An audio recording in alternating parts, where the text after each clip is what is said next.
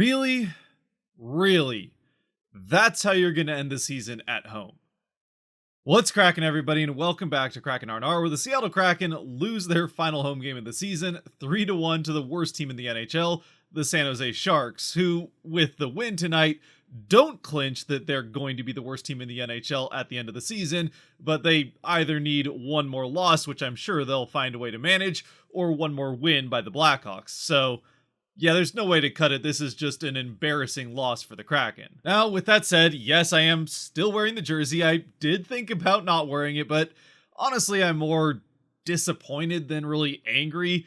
It just kind of sucks that this is the last home game. There is obviously the silver lining that it helps the Kraken draft prospects or where they'll end up in the draft order, as two of the teams that they're chasing in the Buffalo Sabres and New Jersey Devils both won their games. So this loss does kind of help the Kraken in the long run, but yeah, this is just a tough one, especially for your last home game. Though I suppose, to be fair, the Kraken did kind of dominate the Sharks in just about every way, except for the one that matters most, and that is on the scoreboard, as at the end of the game, the Kraken have a franchise record 50 shots on goal. The problem is only one of them went in their net. Meanwhile, they made a couple pretty bad defensive blunders at the other end of the ice and definitely led up towards the back half of the second period and the start of the third, which allowed the Sharks to hang in the game, get those two goals thanks to the bad defensive mistakes, and then hang on to win the game, even though the Kraken did press towards the end of it to try to even things back up. So you know what, let's just jump right into the game, where in the first period, the Kraken get off to a great start, as you would expect against a team like the Sharks. Heck, the last time the Sharks were in Seattle, they looked like, honestly, they looked like they could have been beaten by AHL team pretty much the entire game. It seemed like the Kraken had one extra player on the ice than the Sharks did. And while in this game, it wasn't nearly that bad, the Kraken clearly were the more talented team on the ice and constantly were pressuring the Sharks in the offensive end. Tons of shots on goal. Eventually, though, it's the Sharks who end up breaking the ice about halfway through the first. It's a shot on goal from well out that's just tipped nicely on the way through and might even have gone off Borgen's leg a little bit. So it's through traffic, and the redirect doesn't give Decord much of a chance, plus it does end up going perfectly into the side of the net. There really was not a lot of space for it to get between Decord and the post, but it manages to hit that space to give the Sharks the lead. The Kraken, though, respond right back the other way as they get into the offensive end. It's the right line, which once again was fantastic, and a lot of that was being driven by Shane Wright, who continues to be, even if it's against bad teams, impressive in his time here in the NHL at the end of the season. They get into the offensive end, though. Eventually, the puck gets dropped by Eberle up to Dumoulin, who's crashing in. Dumoulin then, with space, skates right up towards the net and leans all the way into it to the point where he can barely lean any farther without falling to the ice. And in fact, he does end up falling to the ice after he gets the shot off, but he fires off the shot and puts it right through the 5-hole of Cooley in net. The goaltender for the Sharks, by the way, playing his 4th ever NHL game, new in the end of the season, as the Sharks are also trying out some new players with meaningless games here at the end of their season. And obviously he had a great night, though this was a bit of a soft one. He lets up to Brian Dumoulin. Either way, the Kraken are able to respond right back and then continue to pressure towards the back half of the period, eventually getting to 20 shots on goal in the first 20 minutes alone, which is close to, if not tied for, a franchise record with shots on goal in a single period. And then the second period starts out with more of the same from the Kraken. Great chance after great chance, and equally great save after great save from the young goaltender in Cooley in net for the Sharks, even through a Kraken power play where they also got a couple pretty good looks. Shane Wright gets denied. Eberle did have pretty much a half-empty net. He just couldn't get the puck to settle for him, and he was kind of awkwardly positioned. So by the time he does get that shot off, with only really the bottom part of the net taken away by the outstretched leg of Cooley, he still has the full top of the net, but ends up sending the puck well above the net and out of play. Actually, I think it stayed in play, but either way, it doesn't go into the net, so the Kraken aren't able to get the lead on that power play. But even still, it really seems like it's a matter of time before the Kraken open this game up and open it up in a big way with the amount of shots they're putting on net. And sure, not all of them are particularly high danger, but a lot of them are grade A looks. Cooley's just coming up with some fantastic saves. Unfortunately, towards the middle of the second period, just about a minute before the halfway point of the game, that fire hose of offense for the Kraken just shuts off like that. As the Kraken go from, I think it was 32 shots on goal at the 10-minute mark of the second period, and even a little bit before that, which puts them easily on pace to not only set the franchise record, but get 60 shots on goal by the end of the game, which is a lot of shots on goal regardless who the team is and who the opponent is.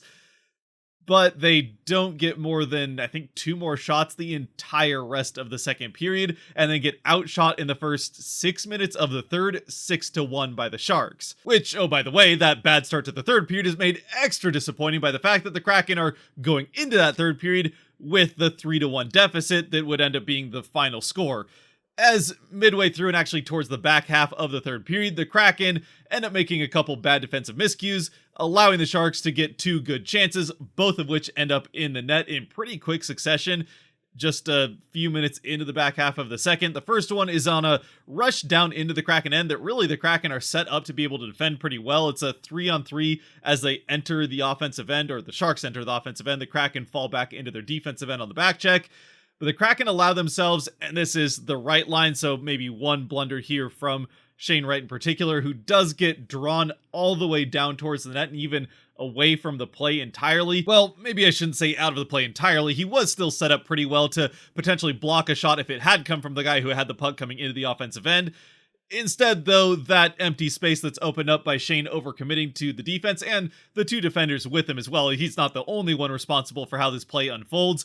But that empty space allows the pass to get across to a wide open follower who then skates in, has all the time in the world to pick his spot, take his shot, and with Decord responding to that pass, it opens up the far side top corner, which he puts the shot perfectly into to give the Sharks the 2-1 lead.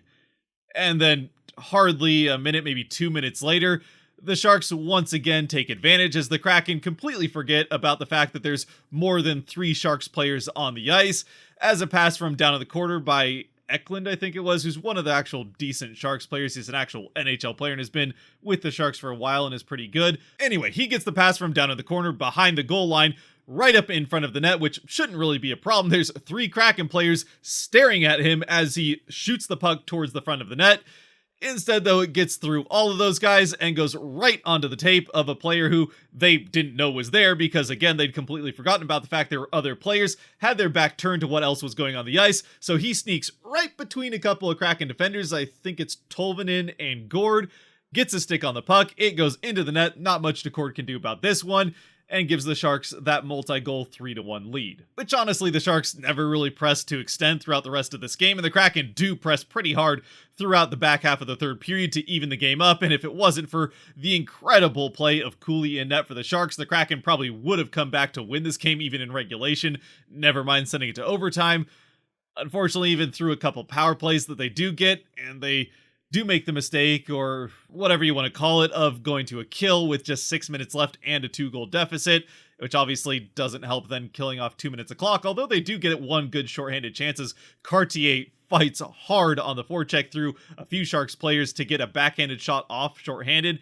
Again, that's saved. And of course, in the end, as you already know, having seen or known the final score, the Kraken aren't able to score again, even though they really do press hard and just open that fire hose back up with shots on goal. I think they get 10 shots on goal in just the last few minutes after they go empty net. At least 8 shots on goal with the empty net, which they go to a little bit earlier than they usually do. There was around 3.5 minutes left in the game when they finally pulled Decord. They get a lot of pressure, and just like I said, a few more good saves from Cooley as he finishes off an incredible night. Just again, his 4th game in the NHL, his 2nd win in 4 games, which with this Sharks team is pretty impressive in its own right, but obviously 49 saves on 50 shots is, yeah, that's impressive regardless of what team you have in front of you or where those 50 shots are coming from.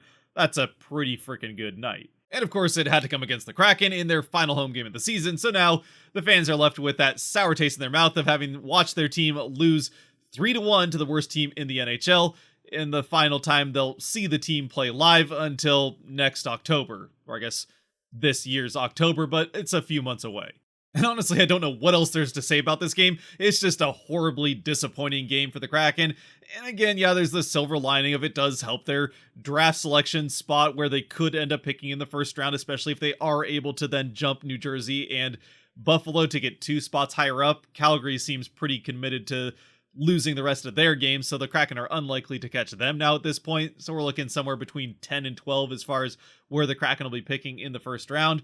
But like I said in the previous game, these last two games, especially against bad teams like Arizona and especially the Sharks, are really games that are just better to win since they're the last two games at home, so that you leave the fans with, at least leave them on a high note going into the offseason. And yeah, there's 4 more games left that some of them at least will be able to watch on TV. There's all the issues with Root Sports broadcast. The team is fantastic as far as the broadcast quality is great. It's just hard to actually be able to watch the broadcast. That's been an issue from season 1, unfortunately. So for a lot of these fans, it might be the last game that they see the Kraken play this season, and now that's what they're going to be left with. Sure, the Kraken do set a franchise record with 50 shots on goal, and there were a lot of exciting moments in the game.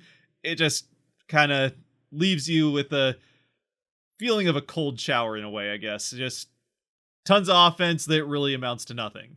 Or I guess 1 goal for Brian Dumoulin, which, to be fair, was a career high for a single season goals for him. So in that way, good for him, I guess. And you know what? That might as well just transition us right into the Kraken 3 stars, as always brought to you by the patrons over on Patreon. If you want to help decide these Kraken 3 stars after every Kraken game, or whether or not there are 3 stars through the remaining few games of this season and all of next season, but also for the end of this season, I'm going to be doing Kraken awards on this channel as I do every season, and the patrons over on Patreon will help decide the winners of those. I'll pick finalists, and then Patreon will vote on who the winners of those awards are, at least for this channel. There were some actual Kraken awards handed out by the team. The media decided that Jared McCann was the MVP. Personally, I voted for Vince Dunn. I thought that, especially considering how the Kraken fell apart when Dunn went missing, to me, he was the MVP, but McCann also had another very good season. Obviously, the leading scorer for the Kraken for a 3rd year running. Let's see, who else? Jaden Schwartz got the team voted dedication award or something like that. Fan favorite was Joey Decord, as well as the 3 stars award for the guy that gets the most points for 3 stars decided on by the NHL scorers. But as for the 3 stars in this game, my first star is going to be Brian Dumoulin. He really did have a fantastic game. It isn't just that he scores the only goal for the Kraken, which does play a role. If they had gotten shut out in their last game at home by the worst team in the NHL, that would have certainly led to a bit of a rant here in this video, and an angry one at that. Dumoulin, though, at least saves us from that. He scores the 1 of the 50 shots the Kraken put on net. And actually, for that matter, it's not just the franchise record 50 shots that they actually get on net. They attempted 101 shots in this game, with 51 of them either missing the net or getting blocked on the way. So yeah, there were plenty of chances for the Kraken offensively in this game, but Dumoulin's the only one that actually gets one to go. Aside from him, the only other guy that I could think of that was really worthy of a star in this game was Shane Wright. He continued to look impressive, and yeah, granted, it is against bad opponents that he's been playing against aside from the game against the Kings, but even at that, he has at times, especially in this game, looked like the most threatening player offensively on the ice for the Kraken, which is something that we saw with Matty Beniers when he first came into the NHL for those 9 or 10 games at the end of the inaugural season. So hopefully Shane's able to keep that up. Obviously, it helps that he was on a line with Eberle and Schwartz to start the game, and then by the end of the game, they're putting him on a line with McCann and Schwartz, so definitely getting the chances. But even at that, he was really driving the play, had a couple of pucks that he just took from the neutral zone all the way up to the net himself, drew a penalty on one of those, continuing to build off of a really impressive few games coming up from the AHL. I would kind of think that this is the last game that Wright, Winterton, and Morrison will play in the NHL this season. With the Kraken going on a road trip now to end the year, it kind of makes sense that this is where they would part ways, and those guys will go back to the AHL as they get ready to ramp up for the playoffs with the Firebirds. Aside from those two, though, I don't really know that there's a third guy that stands out to me. Let me know in the comment section if there's a third player that you'd like to throw in there, but yeah, it's just a tough one for the Kraken. Obviously, Joey Decord, it's tough for his season at home to end this way. He'll probably play a couple more games, and the reason we found out that he hadn't been playing games over this last stretch was he was dealing with a minor injury, so I don't know if maybe that was still playing a role and they just really wanted to get him in, or he wanted to get in for the one last game at home in front of the home crowd before the end of the season. Either way, not his best night, but I wouldn't necessarily say his worst night either. Actually, I would say certainly not his worst night. He did have, I would say, 2 specifically nights that were pretty bad this season amongst a ton of very good ones. He's going to easily have the best save percentage that a Kraken goaltender has had at the end of the season by a wide margin. So yeah, just a great season from Decord, and we'll talk about that in the season recap. Obviously, a large part of the reason that he was the fan favorite and also won that award for the NHL awarded stars at the end of games in Climate Pledge Arena anyway, and I suppose the one game at T-Mobile Park. Other than that, though, let me know what you think of this game, and until next time, with 4 road games left, as always, thank you for joining. If you have made it to this point, thank you very much.